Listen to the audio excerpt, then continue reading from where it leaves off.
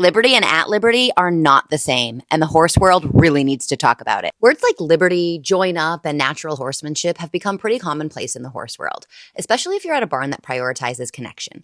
And these words certainly embody what sounds like amazing ways to connect and bond with your horse, right? I mean, freedom, togetherness, and nature. Sign me up.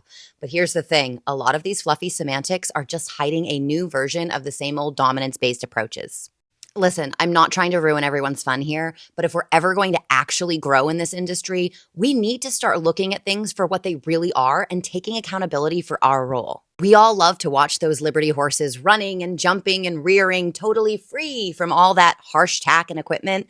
Beautiful. But let's be so for real. Liberty performance training is still fear-based at its core.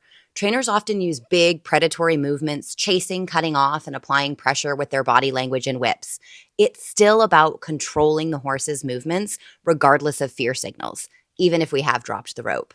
And let's note, those trainers aren't working in 100-acre pastures. A half-acre arena may feel large to a tiny human, but think Shamu at SeaWorld here. It's not so big to your horse. So let's not pretend this is true freedom or a love connection just because the rope is gone. The control is still there, it's just hidden in the setup. But Sam, you talk about working with your horses at liberty all the time.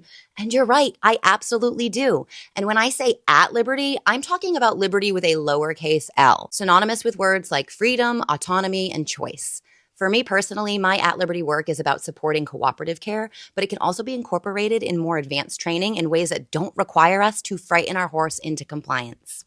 True liberty is about creating a space to honor their voice in the conversation and working with, not against that. I get it. The mindset shift isn't easy. We've been taught for so long to prioritize control, and it can be uncomfortable to hold space for our own misunderstandings and our need for neat, polished performances. But if we truly want to grow in this industry and in our relationships with our horses, we have to be willing to get uncomfortable, to ask the hard questions, and to get curious about what real freedom and connection look like. And maybe the real problem is that we've never even experienced it for ourselves. So how could we possibly step into a space of offering the compassion we've never received to someone else without undertones of jealousy, grief, or rage? But who the hell is that helping?